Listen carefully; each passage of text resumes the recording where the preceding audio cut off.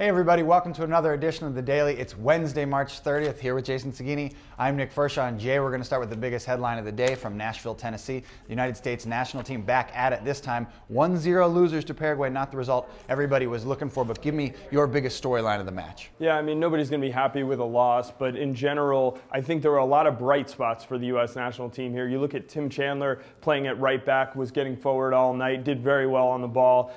Tim Ream is another big one for me because for me, the center back position has been an issue. Our center backs tend to give the ball away too much. Tim Ream did very well to distribute out of the back, and I think that's the next step in the evolution of center backs for the U.S. national team. One of the big hot button topics for the national teams right now, Juan Agudelo, the New York Red Bulls, budding phenom in the making. He got his first start with the national team last night. What did you think? Well, continued to show tons of potential. You really get excited when you're watching this kid. And he really shows a knack for going at defenders. And he did it plenty of times in this game, drawing a lot of fouls in dangerous positions and almost a penalty kick. I think at the same time, he still shows that he's young. Decision-making isn't always there. So a lot of potential and a lot for the coaching staff to work with as they try to get him to that next level. I want to mention two other MLSers in action. That's Landon Donovan of the LA Galaxy and Jay DeMeritt of the Vancouver Whitecaps. Now, DeMeritt went down in the second half with a groin strain. Vancouver Whitecaps fans hoping it's not a big deal. Their captain injured on the play.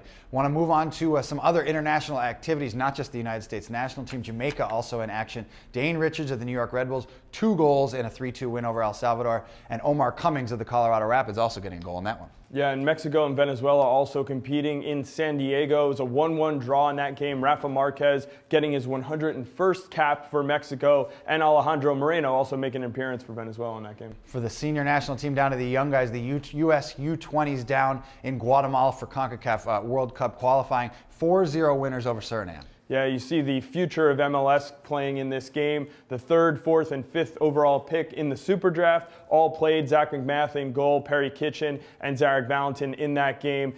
Easy win for them, what they expected, but what this does really is set them up well. If Suriname doesn't win their next game, the U.S. is through to the quarterfinals, and then after that, it's just one win. If you make it to the semifinals, you qualify for the World Cup. Very good start for Thomas Rongen's team. You can find coverage of the entire tournament on MLSsoccer.com. I want to switch gears to the U.S. Open Cup, Jay. There was a play-in game Tuesday night between the Portland Timbers and visiting Chivas USA. The Timbers come away 2-0 winners. Not only do they move to the next round of the Open Cup, but they get their first win over MLS competition. Yeah, and they get their first slices of lumber. I think this is a tradition that we're happy to have in MLS, as Jack Jewsbury scored the game winner. Eric Bruner also scored for Portland late in the game, and they get a slice of lumber every time they score a goal in Portland. So that's a very cool tradition that I'm happy has come to MLS. Chivas USA went down a man in that game in the first half with Andrew Boyens getting his 2nd yellow card, so it was going to be tough for Chivas to overcome that hump. Portland finally broke them down late in the game and moves on. And keep in mind the Timbers next in action in Open Cup play next month at the San Jose Earthquakes. I want to mention one other big game tonight. The U.S. Open Cup play-in games continue. It's the Chicago Fire playing host to the Colorado Rapids down on the campus of Bradley University in Peoria downstate. We've heard the Chicago Fire coach Carlos de los Cobos going to go with the starting lineup, but the Colorado Rapids a different approach. Yeah, Carlos de los Cobos was not happy last year when Chicago went out